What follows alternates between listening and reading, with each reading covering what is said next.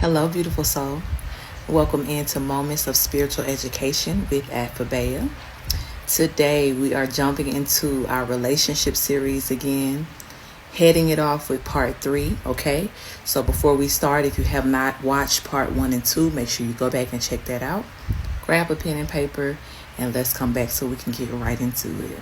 So today, in the relationship series, we're going to be talking about how you should go about setting your standard for who and what you decide to have a relationship with in your life, okay? Now, to start this off, I want you to take a small challenge of closing your eyes, and I want you to think about either your children, or if you don't have children, somebody that is in your life that you love unconditionally. When I say unconditionally, I mean you love this person, these people deeply, okay? As you're closing your eyes and as you're thinking about this person, I want you to also take a moment to observe how you love them, okay? Observe the things that you would do for the sake of the love that you have for them, okay? Observe how your heart feels. Observe the emotions, the vibrations that you feel as you're thinking about that person, okay? And I want you to keep that in mind for the rest of this conversation. Now, it is my most honest hope that first and foremost, those same feelings that you experience when you think about those loved ones that we just spoke about, I pray that you have that same sense of love when you think about yourself as well, okay? If not, hit me up, okay? Let's have a one-on-one. Let's get you back in alignment with the highest sense of unconditional love for self as well too, okay? But assuming that you do already have that sense of love and carefulness, right, for yourself, just as you do your loved ones, family, friends, right, fill in the blank. I want you to understand that one of the first standards that you should always set in place when choosing who or what you are going to have a connection with is to reassure or to know that those same feelings and vibrations that I've told you to hold on to throughout the rest of this conversation, right? That the people, the situations in your life create that same frequency, that same feeling, that same experience, okay?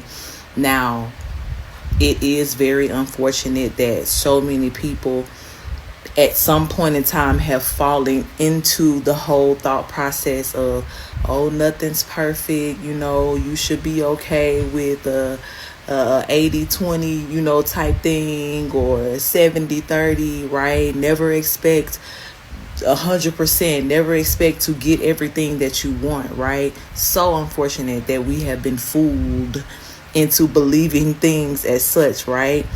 But it's only been a tactic to cause us to settle for things, people, places, situations that really are not for us. With that being said, if you are seeing this message today, this is your moment, right, to understand, either be reminded or be educated on this notion, okay? You have the right. You deserve every single thing that you desire. And as many a billion of people that there are on this earth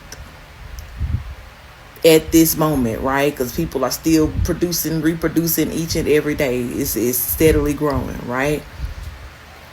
But you have to know, you have to believe, you have to understand that, as I said to you in one of the previous videos, there's at least one person that will always align with what it is that you have manifested, right? Whether that's through your prayers, whether that's through what we also talked about in the previous conversation, you embodying the type of, friend, family member, fill in the blank that you desire to have in your life, right?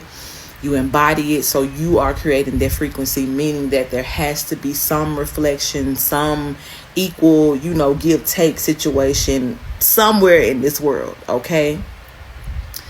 But the thing that I noticed, right, as certain people are still buying into this understanding of, oh, it'll never be exactly what I want. I should just settle for the best that I can get, right? A lot of times, the only thing, or the thing that makes the difference, right? Because even if you say, oh, I feel like I've been, looking for so long or waiting for so long for this to show up, to come to pass,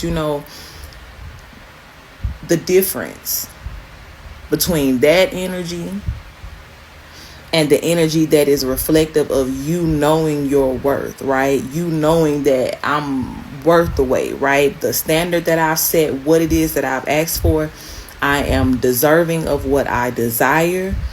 And so because I know that, instead of me just complaining or feeling like, oh, I'm just going to give up and go towards something else, because it's taking longer than what I expected, I am going to bet on me.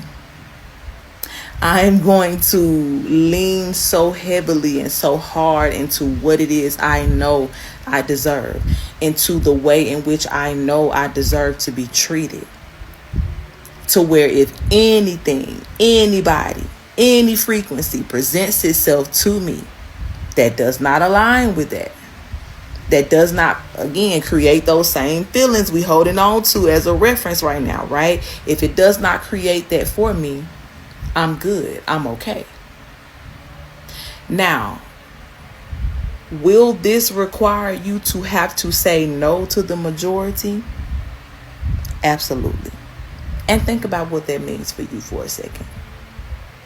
If that notion and that thought brings you grief, then I want you to challenge yourself to work on those issues that may be connected to, or those habits that may be connected to people pleasing. Okay? Unless you are literally already surrounded by a group of people that are connected to you for right and worthy reasons, they are pushing you in all ways possible to be the best version of you, right? And if you are a part of that, then please drop that in the comments and let people know that this is possible. Okay? But for those of you that felt a sense of weight to think about, okay, that means I'm gonna have to start telling people no, there should be no negative feelings, bad feelings correlated with any thought process that is connected to you getting what you deserve and desire. Period.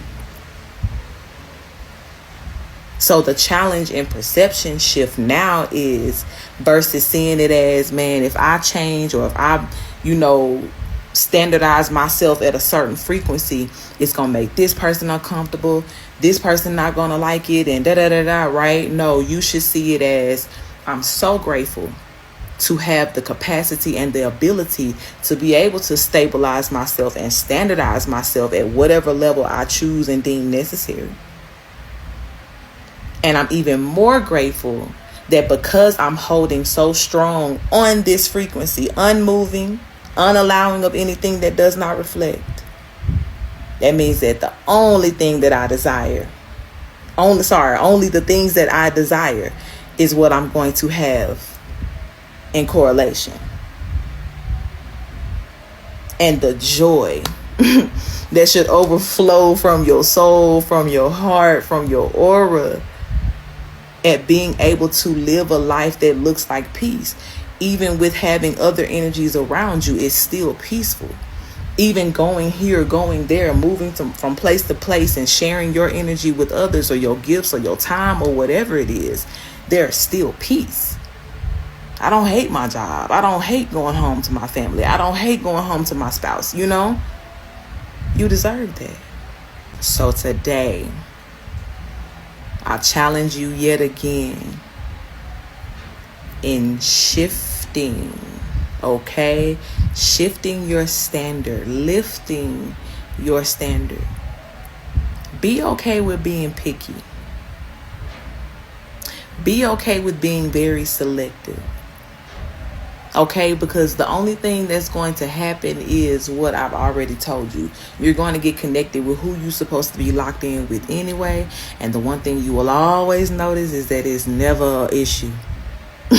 Even if there is a moment to agree to disagree, there's so much respect with people who, you know, align with who you are. There's so much respect intertwined in those relationships, exchanged between the parties, to where it never even feels like a problem. It's like, oh, okay, I see how you viewing it. For the sake of explaining, I'll tell you how I view it, but I'm not trying to debate you. I'm not trying to force you into seeing it my way. I'm not trying to diminish your way. Because at the end of the day, we all have to walk our individual paths. That's the way that it was designed. That's the way that it is. And some things that may be extremely wrong for others may be extremely right for you, and vice versa. But who right, who wrong? Nobody, because everybody's right.